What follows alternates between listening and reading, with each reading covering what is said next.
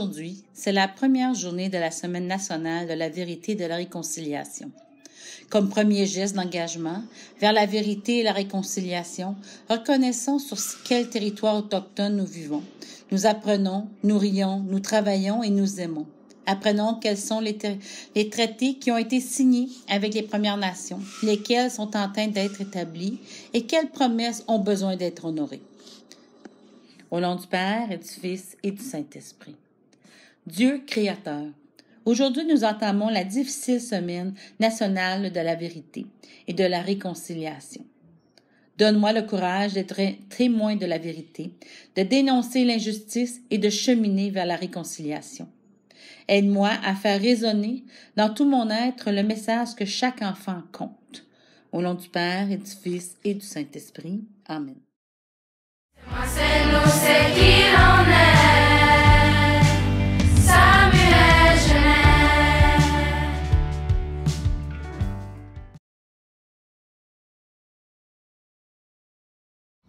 Le peuple des Premières Nations fait partie des plus anciennes tribus ayant vécu sur la Terre. Certains de leurs ancêtres remontent à plus de 50 000 ans. Au Canada, environ 5% de la population s'identifie comme faisant partie de cette communauté. En d'autres mots, 1,6 million de personnes. La culture PNMI est l'essence de leur personne. La culture englobe les traditions, les coutumes, les valeurs, la spiritualité, les liens entre eux, les langues et les cérémonies. Elle est importante pour le bien-être des communautés et des individus des Premières Nations. Dans les années 1880, l'Église a construit des pensionnats. Dans les années 1920, en vertu de la loi Indian Act, il est devenu obligatoire pour tout enfant autochtone de fréquenter un pensionnat. Il était illégal pour eux d'aller à l'école ailleurs.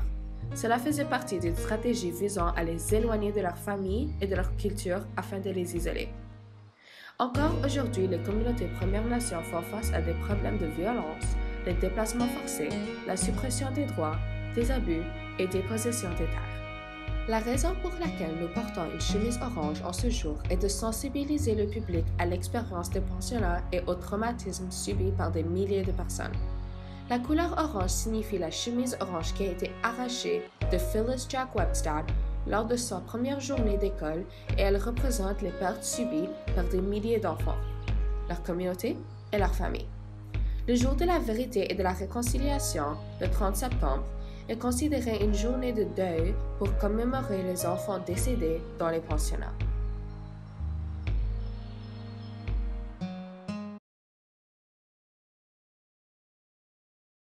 Salut les filles! Allô! On vous envoie un petit message pour vous inviter à notre première rencontre pour le club de filles actives.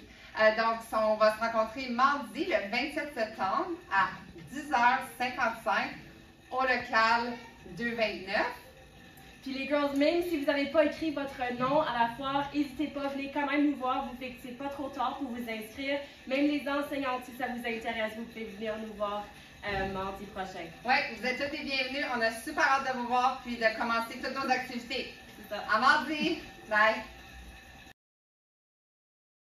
Aujourd'hui, nous encourageons les classes à vivre le parcours historique franco-ontarien qui a été créé la semaine dernière sur les portes de classe.